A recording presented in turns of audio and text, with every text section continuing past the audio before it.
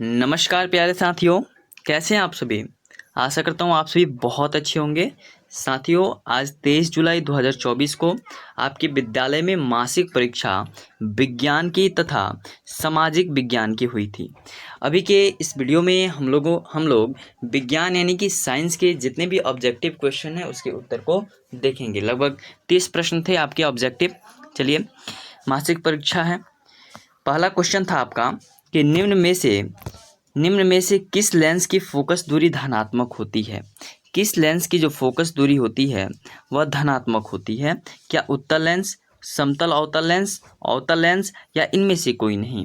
तो जो उत्तल लेंस होता है ना, उसका फोकस दूरी क्या होता है, धनात्मक होता है। इसका option A is the right answer. दूसरा प्रश्न था, लेंस की आवर्धन का एसआई मात्रक होता है मीटर, सेंटीमीटर, मिलीमीटर मात्रक विहीन। तो लेंस की आवर्धन क्षमता जो होती है वह डायोप्टर होती है, लेकिन इसका एसआई मात्रक कुछ नहीं होता। आप यह क्वेश्चन देख करके थोड़ा कंफ्यूज हो गए होंगे। इसका एसआई मात्रक कुछ नहीं होता, तो यह मात्रक विहीन होती है। Option D is the right answer. तीसरा प्रश्न था, किस लेंस में मुख्य फोकस की संख्या कितनी होती, किसी लेंस में मुख्य फोकस की संख्या कितनी होती है। क्या 1 होती है, 2 होती है, 3 होती है या 4 होती है। तो किसी लेंस में मुख्य फोकस की संख्या कितनी होती है, 2 ही होती है। Option B is the right answer.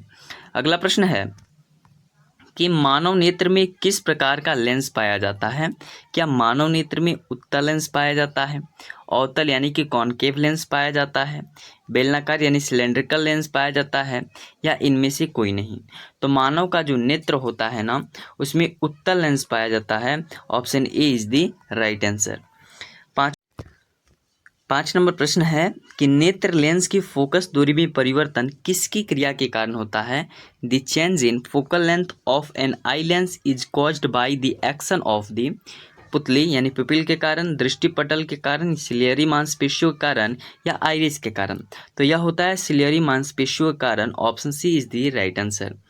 अगला प्रश्न है, निम्नलिखित में से कौन आंख में प्रवेश करने वाला प्रकाश की मात्रा को आंख में प्रवेश करने वाले प्रकाश की मात्रा को नियंत्रित करता है। क्या लेंस है, कॉर्निया है, आइरिस है या सिलियरी मांसपेशियां हैं। तो यह नियंत्रित कौन करता है, तो यह नियंत्रित कौन करता है।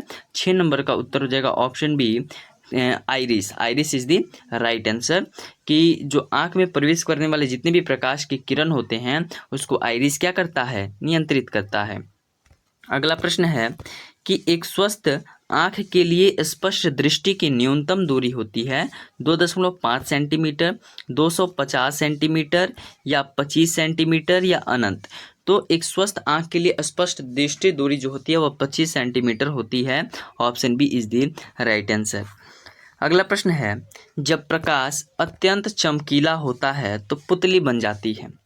जब प्रकाश अत्यंत चमकीला होता है तो हमारे शरीर का आँख की कौन सा अंग जो पुतली बन जाती है, मतलब वह पुतली कैसी बन जाती है। क्या वह बड़ी बन जाती है, सामान्य बन जाती है, छोटी बन जाती है या इनमें से कोई नहीं।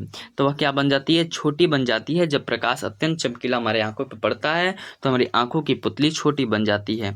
9 नंबर प्रश्न है, जो नेत्र निकट वस्तु को साफ नहीं देख सकता उस नेत्र में क्या होता है।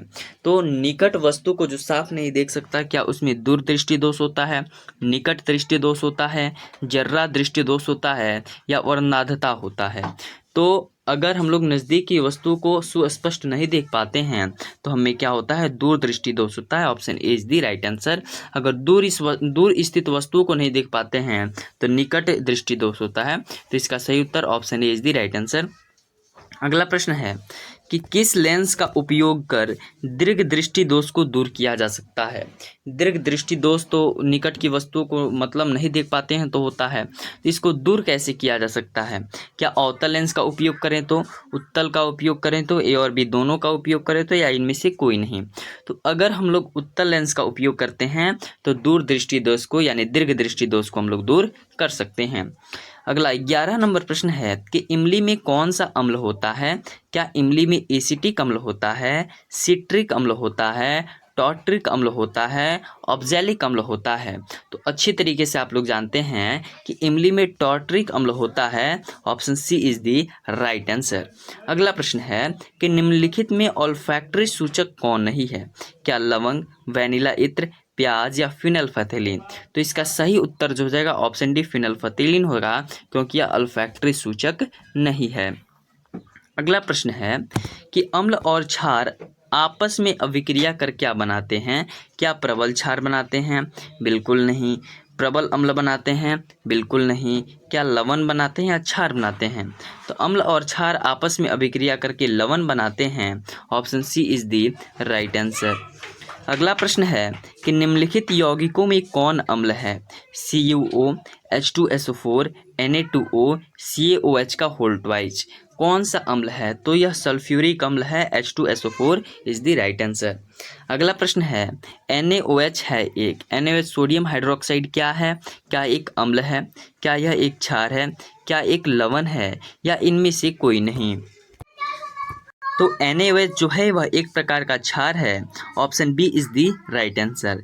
लेकिन यदि Na के साथ Cl रहता तो वह क्या हो जाता? लवण हो जाता। अगला प्रश्न है शुद्ध जल का pH मान कितना होता है? 6, 7, 8 या 9?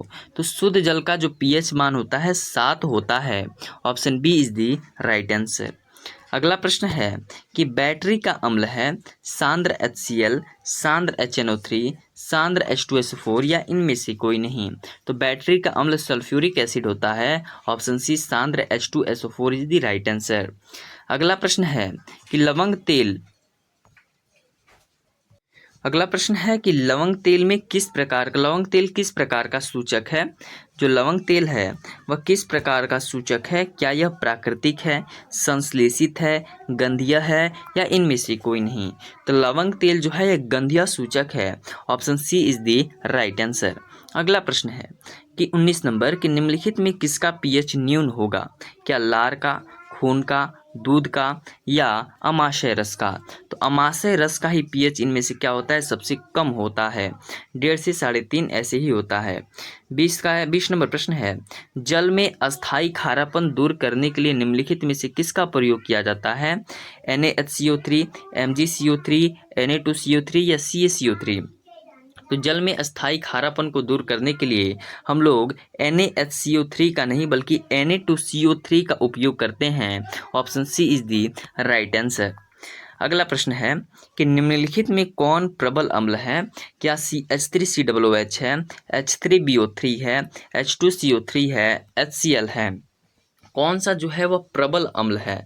तो प्रबल अम्ल इसमें कहने का मतलब हो जाएगा कि तो जो H2SO4 होता है सल्फ्यूरिक अम्ल, वह भी एक प्रबल अम्ल है। इसमें HCl प्रबल अम्ल हो जाएगा। Option D is the right answer. अगला प्रश्न है कि मानव शरीर की सबसे लंबी कोशिका है? पेशी कोशिका, न्यूरॉन, अस्थि कोशिका या यकृत कोशिका? मानव शरीर की जो सबसे लंबी कोशिका कौन सी है? न्यूरॉन है। Option B is the right answer. 23 number प्रश्न है कि मानव मस्तिष्क का औसत भार है?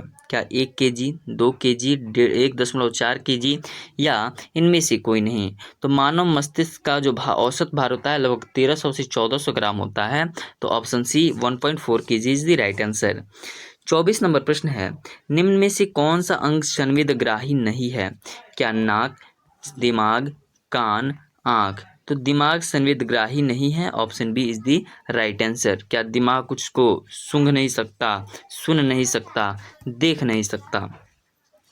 अगला प्रश्न है 25 नंबर कि निम्नलिखित में से कौन पौधों में नहीं पाया जाता है?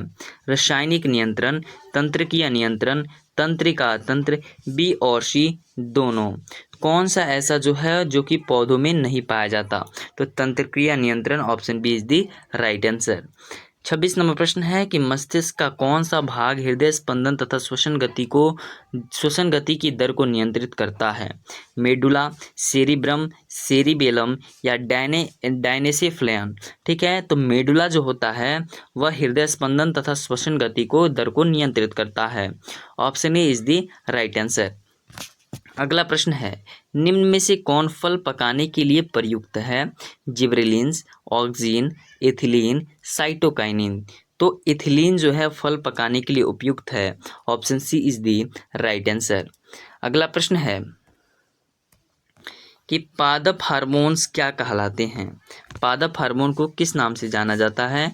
एंजाइम के नाम से, फेरोसोन के नाम से, फाइटो हार्मोन के नाम से, या हम इसे इनमें से सभी के नामों से जानते हैं। तो जो पादप हार्मोन होते हैं इनको फाइटो हार्मोन के नाम से जाना जाता है। Option C is the right answer. 29 number प्रश्न है, पौधों में पाई जाने वाली गति क्या कहलाती है? प्रकाश अनुवर्तन, गुरुत्वानुवर्तन, जलानुवर्तन, या इनमें से सभी।